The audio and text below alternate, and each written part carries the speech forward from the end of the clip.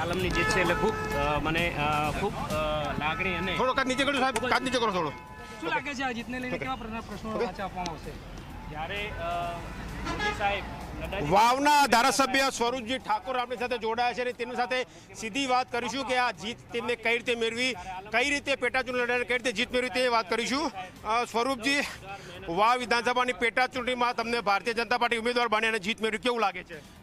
આ ખુશી છે 18 આલમની જીત છે. 18 આલમે સાથ સહકાર આપી અને મોદી સાહેબનો વિકાસ, અમિતભાઈ શાહ સાહેબ, નડ્ડાજી સાહેબ, CR પાટીલ સાહેબ, મુખ્યમંત્રી સાહેબ તમામનો આભાર માનીશ. તમામની જીત છે. આ તમામે તમામ 18 આલમે કમળ ખીલાયું એ બદલ તમામનો આભાર માનીશ. માન્ય શંકરભાઈ સાહેબ અને અલ્પેશભાઈનો પણ હું આભાર માનું છું અને તમામ નેતાઓ જે તમામે આશીર્વાદ આપવા આવ્યા છે એમનો તમામનો હું આભાર માનું છું. ત્રિપાખીય જંગ હતો, વિશ્વાસ હતો જ્યારે ચૂંટણી લડતા હતા ત્યારે? આ 100% મને વિશ્વાસ હતો અને 100% કમળ ખીલશે. આત્માને સંપૂર્ણ મને વિશ્વાસ હતો અને આ વિશ્વાસનું કમળ ખીલ્યું છે. છેલ્લો સવાલ, મત વાવની જનતાએ શેના માટે આપ્યા છે?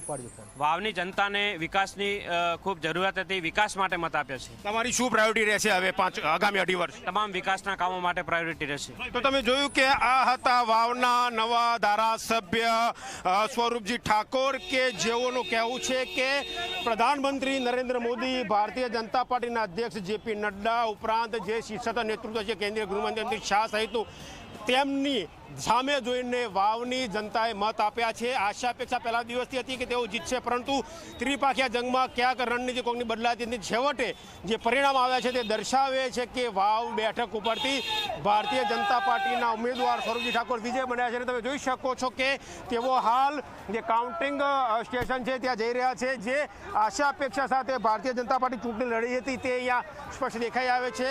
આ વખતે ભારતીય જનતા પાર્ટીએ કોઈ મોટા રોડ શો, કોઈ મોટી સભા નથી કરતી, પરંતુ માત્ર ને માત્ર ખાટલા બેઠકો કરી હતી. એ ખાટલા બેઠકોની અસર સ્પષ્ટ દેખાય છે. ભારતીય જનતા પાર્ટી જીતી છે. બીજી એક વાત પણ નોંધવા જેવી છે કે જ્યારે પણ કોઈ ધારાસભ્ય લોકસભાની ચૂંટણી લડે છે ત્યારે તે વિધાનસભાની પેટા ચૂંટણીમાં તે હારતો હોય છે પક્ષને. એવું જ થયું. થરાદથી ગુલાબસિંહ રાજપૂત પેટા ચૂંટણી જીત્યા હતા, પરબત પટેલ ત્યાં ધારાસભ્ય હતા. અહીંયા વાવમાં ગેનીબેન ધારાસભ્ય હતા અને હવે સ્વરૂપજી ધારાસભ્ય બનેલા છે. કેમેરા પર્સન SP શર્મા સાથે ગૌરવ પટેલ, ઝી મીડિયા, પાલનપુર.